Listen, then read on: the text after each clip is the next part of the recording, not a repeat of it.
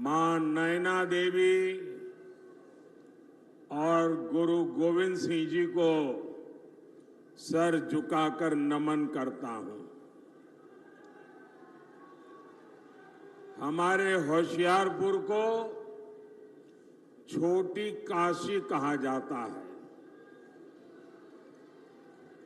ये गुरु रविदास जी की तपोभूमि है और संयोग देखिए, काशी जहां से मैं सांसद हूं, वहां गुरु रविदास जी का जन्म हुआ था। इसलिए होशियारपुर की इस पुण्य भूमि पर आज चुनाव अभियान का समापन होना मेरे लिए अपने आप में सौभाग्य से कम नहीं है। भाई और बहनों, गुरु रविदास जी कहते थे, मन चंगा तो कठौती में गंगा। मैं भी पूरे ईमानदार मन से देश की सेवा में जुटा हुआ हूं और इसलिए जनता का आशीर्वाद भी मेरे साथ है। मैं देश भर में जाकर के आया हूं। जनता जनार्दन ने तीसरी बार मोदी सरकार बनाना पक्का कर लिया है।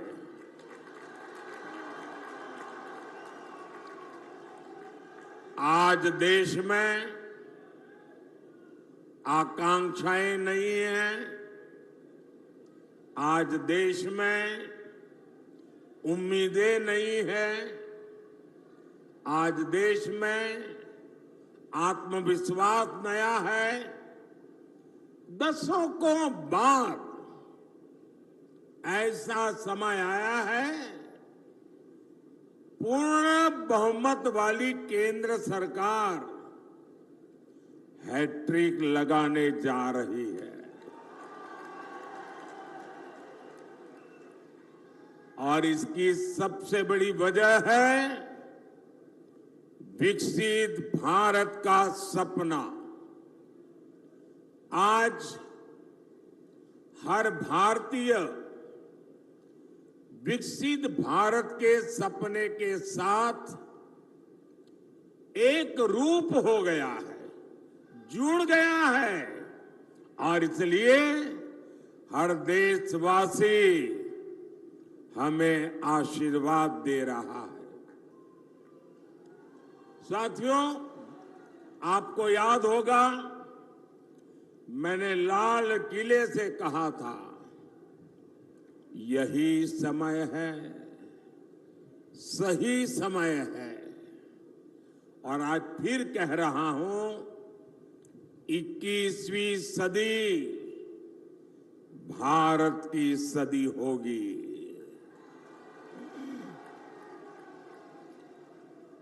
पिछले 10 साल में भारत ने जो विकास करके दिखाया है, वो अभूतपूर्व रहा है।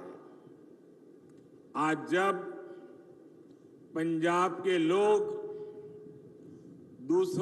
दूसरे राज्यों के लोग विदेश जाते हैं तो खुद देखते हैं कि वहां भारत और भारतीयों की इज्जत कितनी बढ़ गई है। जब देश में दमदार सरकार होती है तो विदेशी सरकारें भी हमारा दम देखती है। और वीरों की इस धरती पंजाब से बेहतर कौन जानेगा कि दमदार होने का मतलब क्या होता है। दमदार सरकार जो दुश्मन के छक्के छुड़ा दे, दमदार सरकार जो दुश्मन को घर में घुसकर मारे, दमदार सरकार जो भारत को आत्मनिर्भर बनाए, दमदार सरकार जो भारत को समृद्ध बनाए। इसलिए पंजाब भी इस बार जोर शोर से कह रहा है, फिर एक बार, फिर एक बार, फिर एक बार। साथियों, गरीब कल्याण मेरी सरकार की बहुत बड़ी प्राथमिकता है और इसमें गुरु रविदास जी की बहुत बड़ी प्रेरणा है।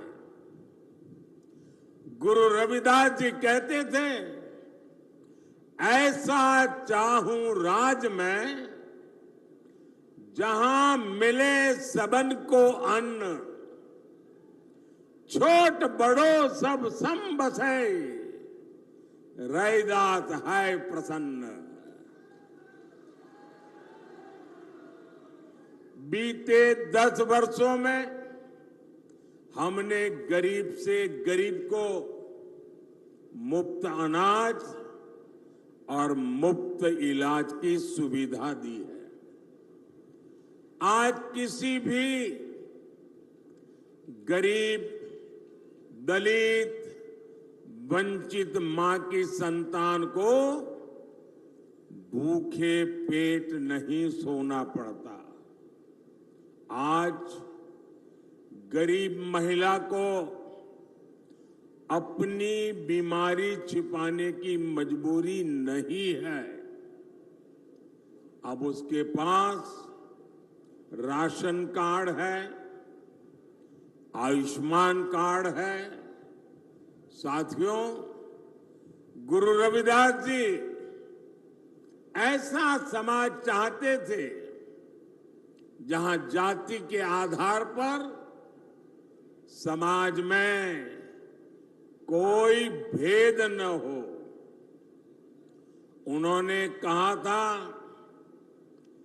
जाति जाति में जाति है, जो केतन के पात, रैदास मनुष्य ना जुड़ सके, जब तक जाति न जात। आज मोदी सरकार की योजनाओं का लाभ बिना भेदभाव सभी को मिल रहा है। सभी को पक्का घर मिला, बिना भेदभाव सभी को मुफ्त गैस कनेक्शन दिए मिला, बिना भेदभाव सभी को शौचालय मिला, बिना भेदभाव सभी को बिजली कनेक्शन मिला, बिना भेदभाव ऐसी योजनाओं ने गरीब और दलित के लिए स्वाभिमान से जीना संभव किया है। यही तो गुरु रविदास जी की सीख है। यही सबका साथ, सबका विकास हमारा सुशासन का मंत्र है।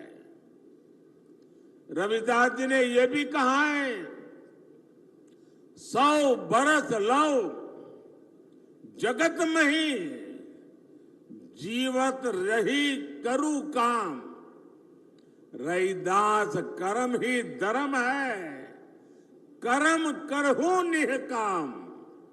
अर्थात 100 वर्ष का जीवन हो तो भी पूरे जीवन हमें काम करना चाहिए।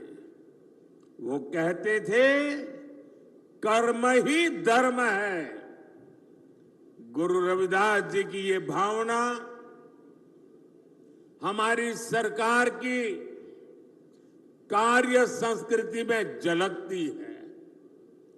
चुनाव की इस भागदौड़ में भी हमारी सरकार एक पल भी व्यर्थ नहीं कर रही है। सरकार बनते ही तीसरे टर्म में अगले 125 दिन में क्या होगा, सरकार क्या करेगी, सरकार कैसे करेगी, सरकार किसके लिए करेगी, सरकार कब तक करेगी, इसके रोड मैप पर काम कर लिया गया है।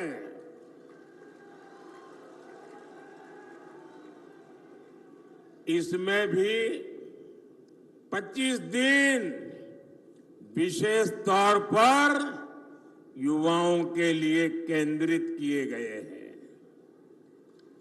अगले 5 साल में कौन से बड़े निर्णय लेने हैं, इसकी भी रूपरेखा खींची जा चुकी है।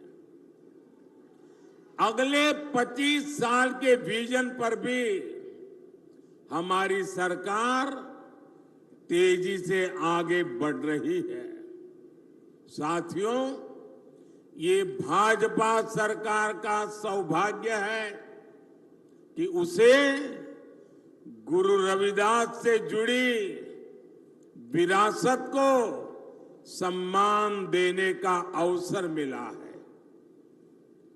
काशी में उनके जन्म स्थान का विकास किया जा रहा है।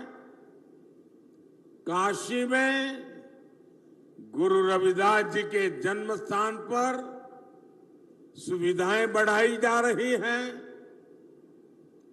वहां लंगर हॉल बना है, म्यूजियम बना है, पार्क बना है, मंदिर के आसपास सड़कें बनी हैं। कोशिश यही है कि आप लोग जब यहां से काशी आए तो आपको वहां परेशानी न हो। और इतना ही नहीं, मैं काशी का सांसद हूं, इसलिए जब भी आप काशी आए ना तो आप मेरे मेहमान हैं। और मैं मेहमान नवाजी में कोई कमी नहीं रखता हूं।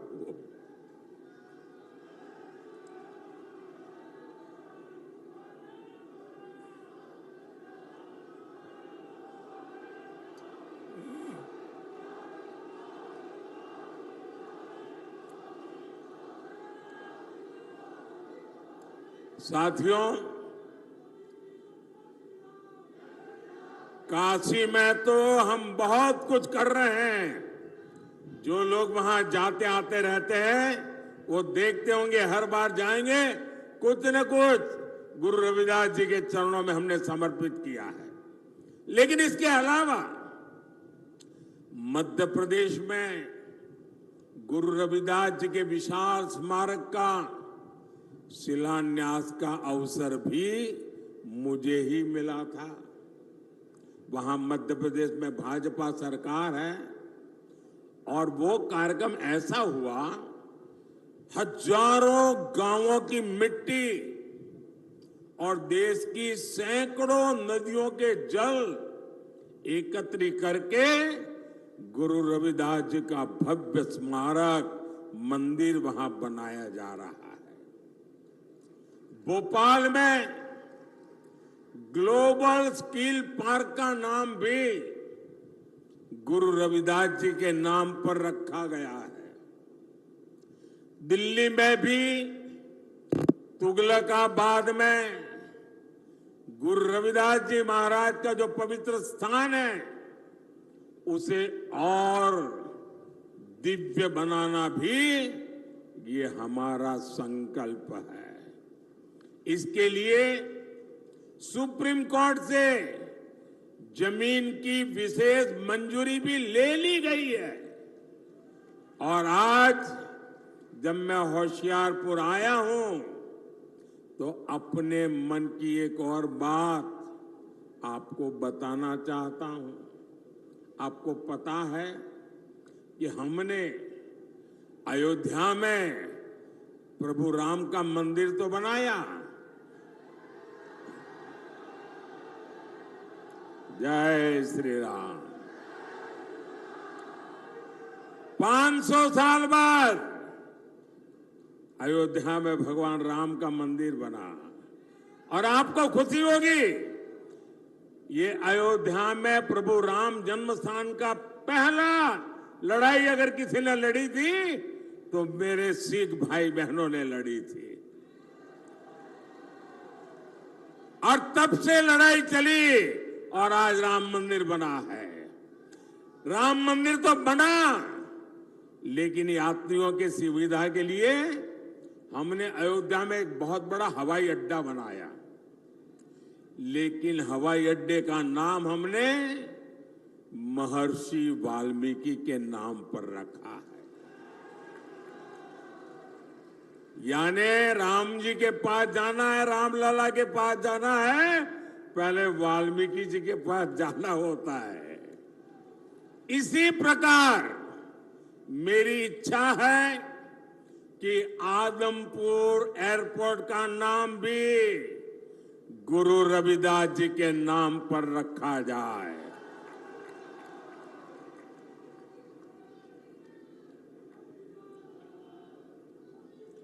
सरकार बनने के बाद इस दिशा में तेजी से काम किया जाएगा। भाई और बहनों, भाजपा विरासत भी विकास भी इस मंत्र पर चल रही है। आपने देखा है, जब अफगानिस्तान में संकट आया, वहां पर हमारे जो सिख भाई बहन रहते थे, वहां जो हमारा गुरुद्वारा था, बहुत खतरे पैदा हो गए, तो हम गुरु ग्रंथ साहब के स्वरूपों को पूरे अदब के साथ माथे पर रख करके भारत लाए। इतना ही नहीं, हमने साहिबजादों के बलिदान को श्रद्धा पूर्वक नमन करते हुए 26 दिसंबर को वीर बाल दिवस मनाना तय किया। और ये सिर्फ एक दिवस नहीं है, इतना बड़ा बलिदान, इतना बड़ा त्याग, इतनी बड़ी प्रतिबद्धता केरल के बच्चे को भी पता होनी चाहिए, आसाम के बच्चे को भी पता होना चाहिए, तमिलनाडु के बच्चे को पता होना चाहिए, बंगाल के बच्चे को भी पता होना चाहिए। और इसलिए हमने वीर बाल दिवस के द्वारा हिंदुस्तान की भावी पीढ़ी को प्रेरणा देने के लिए वीर बाल दिवस की परंपरा शुरू की है। हमने हरमिंदर साहब के लंगर को टैक्स से मुक्त किया। विदेशी भक्त भी सेवा के लिए दान दे सके, इसके लिए हमने नियमों में छूट भी दी है। साथियों, विकसित होते भारत के सामने कुछ चुनौतियां भी हैं। कांग्रेस और इंडी गठबंधन की स्वार्थ की राजनीति, वोट बैंक की राजनीति ने देश का बहुत नुकसान किया है। इनका वोट बैंक, जो वोट बैंक के प्रति उनका प्यार था कि बंटवारे के समय के हमारे करतारपुर साहिब पर भारत का अधिकार नहीं जता पाए। यही लोग हैं जो अपने वोट बैंक के लिए लगातार राम मंदिर का विरोध करते रहे। अपनी तुष्टीकरण की इसी राजनीति की वजह से इंडी गठबंधन सीएए का भी विरोध कर रहा है। साथियों, आजकल देश के लोग इंडी गठबंधन वालों से संविधान की रट सुन रहे हैं। ये वो लोग हैं जिन्होंने इमरजेंसी में संविधान का गला घोंट दिया था। जब 84 के दंगों में सिखों के गले में टायर बांधकर जलाया जा रहा था, तो इन्हें संविधान की नहीं सूझी। साथियों, मोदी ने एक संकल्प लिया है कि वो दलितों, पिछड़ों, आदिवासियों का आरक्षण किसी को भी छीनने नहीं देगा। अपनी सरकार के 10 साल में मैंने लगातार एससी, एसटी, ओबीसी के आरक्षण की रक्षा की है। ये कांग्रेस और इंडी गठबंधन वाले मेरी इस कोशिश से भी भड़के हुए हैं। दरअसल आरक्षण को लेकर इनके खुद के इरादे बहुत खतरनाक हैं।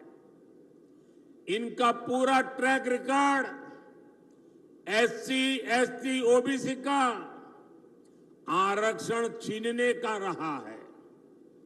सरकारी नौकरी में धर्म के आधार पर आरक्षण हो, स्पोर्ट्स में, सरकारी टेंडर में धर्म के आधार पर आरक्षण हो, यूनिवर्सिटी के दाखिले में धर्म के आधार पर आरक्षण हो, ये संविधान की भावना का, बाबा साहब आम्बेडकर की भावना का अपमान कर रहे हैं। ये दलितों और पिछड़ों का आरक्षण छीनकर उसे सिर्फ और सिर्फ मुसलमानों को देना चाहते हैं। ये धर्म के आधार पर देश को बांटने की एक और बड़ी गहरी साजिश है। 2024 के इस चुनाव अभियान में मोदी ने इनकी इस सबसे बड़ी साजिश से पर्दा उठा दिया है, उनको बेनकाब कर दिया है और इसलिए बौखलाए हुए हैं और लगातार मोदी को नई नई गालियां देते रहते हैं। भाई और बहनों, आप भी जानते हैं कांग्रेस भ्रष्टाचार की जननी है। 60 साल तक कांग्रेस ने जो कारनामे किए हैं, भ्रष्टाचार की एक से बढ़कर एक वारदातें की हैं, ऐसा लगता है कांग्रेस ने भ्रष्टाचार में डबल पीएचडी कर ली है। और अब कांग्रेस के साथ एक और कट्टर भ्रष्टाचारी पार्टी भी जुड़ गई है। इतना ही नहीं, ये भयंकर झूठवादी पार्टी भी है। अब आप देखिए,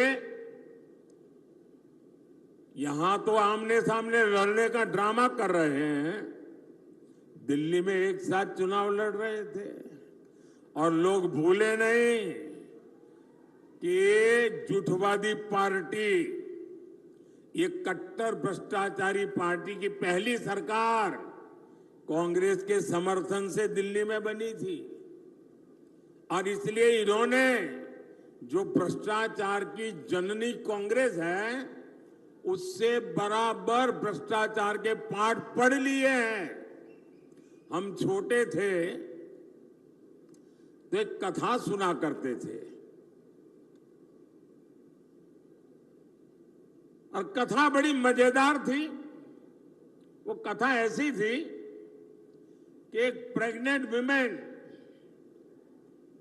डिलीवरी के लिए अस्पताल में गई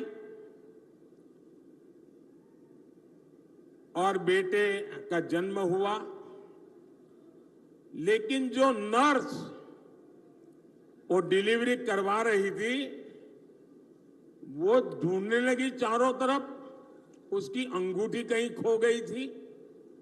वो रोने लगी, अरे मेरी अंगूठी कहां गई, अंगूठी कहां गई। अब बेटे का जन्म हुआ, लेकिन वो अपनी मुट्ठी नहीं खोलता था। तो डॉक्टरों को चिंता हुई, इस बच्चे की मुट्ठी क्यों नहीं खुल रही है, अभी तो पैदा हुआ है। डॉक्टरों ने बड़े तरीके से उसकी मुट्ठी खोली तो अंगूठी उसकी मुट्ठी में थी। तो लोगों ने कहा ये बच्चा पैदा होते ही चोरी करता है, तो पता चला उसका बाप बहुत बड़ा चोर था, बड़ा डाकू था। तो जन्मजात ये भ्रष्टाचार की जननी कांग्रेस की गोद से एक कट्टर भ्रष्टाचारी पैदा हुए हैं। और इसलिए कांग्रेस को तो भ्रष्टाचार में पीएचडी करते करते 60 साल लगे, ये तो जन्म से ही कट्टर भ्रष्टाचारी पैदा हुए हैं। ये लोग क्या क्या बातें करते थे, कहते थे पंजाब को नशा मुक्त करेंगे, और नशा मुक्त के इतने भाषण किए, पूरे पंजाब को बदनाम करने वाली उड़ता पंजाब फिल्में बनाई थी, चारों तरफ बदनामी की थी। लेकिन इन्होंने आते ही नशे को ही अपनी कमाई का साधन बना दिया है। दिल्ली के शराब घोटाले को पूरी दुनिया जान चुकी है। यहां खनन माफिया भी बेलगाम चल रहा है। इन कट्टर भ्रष्टाचारियों ने, भयंकर झूठवादियों ने पंजाब को गैंग वॉर में झोंक दिया है। इन लोगों ने पंजाब में उद्योग और खेती दोनों को बर्बाद कर दिया है। ये कट्टर भ्रष्टाचारी, भयंकर झूठवादी तो नारी उत्पीड़न में भी नंबर 1 बनते जा रहे हैं। आज दिल्ली से लेकर पंजाब तक इनके कारनामे दुनिया देख रही है। इनके नेता का ठिकाना नहीं, नीति फर्जी, नारे फर्जी और नियत में भी खोट है। साथियों, पंजाब वीरों की धरती है, पंजाब शौर्य की धरती है, पंजाब पराक्रम की धरती है, पंजाब पुरुषार्थ की धरती है। लेकिन इंडी गठबंधन के लोग हर कदम पर वीरों का अपमान करते हैं। यही लोग हैं जिन्होंने हमारे देश के सेना के अध्यक्ष जनरल बिपिन रावत को गली का गुंडा कहा था, और वो सिर्फ जनरल बिपिन रावत का अपमान नहीं था, हिंदुस्तान के हर फौजी का अपमान था, हिंदुस्तान के हर सैनिक का अपमान था। यही लोग हैं जिन्होंने सर्जिकल स्ट्राइक पर हमारी सेनाओं से सबूत मांगे थे। यही लोग हैं नेहरू के जमाने की 62 की लड़ाई में चीन को क्लीन चिट देकर भारत की फौज का आए दिन अपमान करते रहते हैं। कांग्रेस और इंडी गठबंधन ने हमारी सेनाओं को कमजोर करने में कोई कसर बाकी नहीं छोड़ी थी। याद कीजिए, देश आजाद हुआ तब से जीप घोटाला हो, बोफोर्स घोटाला हो, सबमरीन घोटाला हो, आर्मी के लिए ट्रक घोटाला हो, इन लोगों ने हर मौके पर देश की सेना की जरूरतों की चिंता नहीं की, देश की सेना की शक्ति की चिंता नहीं की। इन्होंने लूटने की योजनाएं बनाई, चोरी करने की योजनाएं बनाई, भ्रष्टाचार करके देश के खजाने को खाली करने की योजना बनाई है। ये लोग हैं जिन्होंने तेजस फाइटर प्लेन के प्रोजेक्ट को ठंडे बस्ते में डाल दिया था। यही लोग हैं जिन्होंने बरसों तक सेना के अंदर एकरूपता, एकात्मता लाने के लिए सीडीएस पद के गठन को लटका कर रखा। यही लोग हैं जिन्होंने सेनाओं को आधुनिक बनाने के लिए जरूरी रिफॉर्म्स नहीं होने दिए। यही लोग हैं जिन्होंने हमारे पूर्व फौजियों को 1 रैंक 1 पेंशन, ओआरओपी 40 साल तक झूठ बोला। भाइयों बहनों, और कैसा झूठ, ये सेना के जवानों की आंख में कैसी धूल झोंकते हैं। और मुझे याद है 2013-14 के चुनाव में यहां पंजाब में आकर के पूर्व सैनिकों के साथ छोटी छोटी अपनी मीटिंगें करके हवा फैलाते थे कि ओआरओपी कर दिया। कैसी बेईमानी की। जरा मैं, पंजाब तो पूर्व सैनिकों की धरती है, हिमाचल पूर्व सैनिकों की धरती है, मैं जरा बताना चाहता हूं इन्होंने क्या किया। मैंने 2013 में जब मुझे प्रधानमंत्री पद का उम्मीदवार घोषित किया तो मैंने रेवाड़ी में सबसे पहली पूर्व सैनिकों की रैली की। उस रैली में मैंने घोषणा की कि हमारी सरकार बनेगी तो हम 1 रैंक 1 पेंशन लागू करेंगे। तो ये घबरा गए, बोले मोदी ऐसी चीज लाया है कि मर जाएंगे। तो इन्होंने क्या किया, आनन फानन में 500 करोड़ रुपया रख करके बोल दिया कि ओआरओपी लागू। ऐसा झूठ। आप देखिए, जब मैंने इसको लागू किया 1.25 लाख करोड़ रुपया पूर्व सैनिकों के खाते में जमा किए। 1.25 लाख करोड़ रुपया तब ओआरओपी हुआ है। ये 500 करोड़ में खेल खेलते थे। यानी कितना झूठ बोलते हैं ये लोग।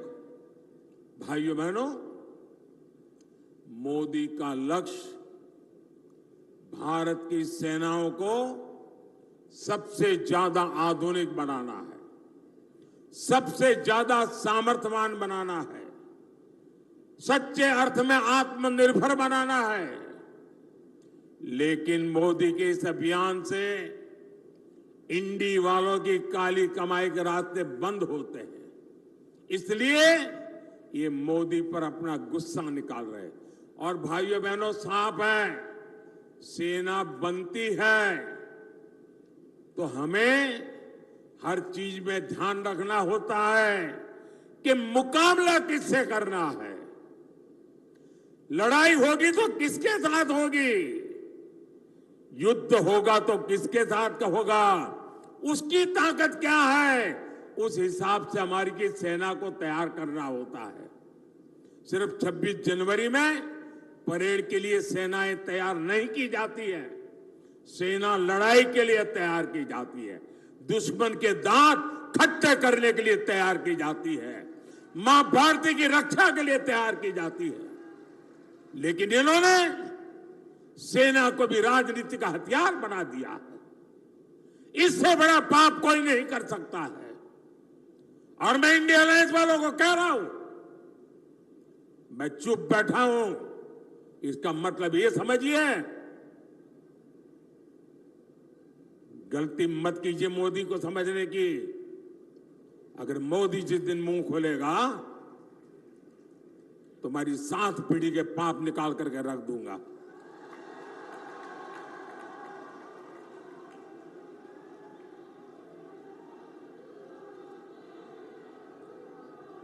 आपको मोदी को जितनी गालियां दे दीजिए, लेकिन मेरे देश की सेना का अपमान ये मोदी नहीं सहन करेगा।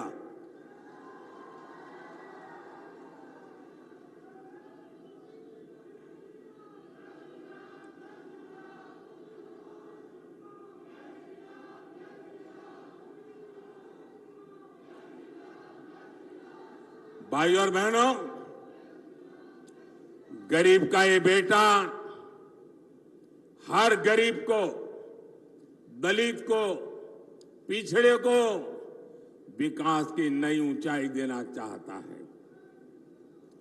आने वाले 5 साल मेरे किसान भाई बहनों के कल्याण के लिए, मेरे गरीब भाई बहनों को गरीबी से बाहर निकालने के लिए, हमारे नौजवानों को नए अवसर देने के लिए और हमारी नारी शक्ति की भागीदारी को बढ़ाने के लिए उत्कृष्ट समय होने वाला है। आजादी के 75 साल में जैसा समय नहीं आया, वैसा समय आने वाले 5 साल में आने वाला है।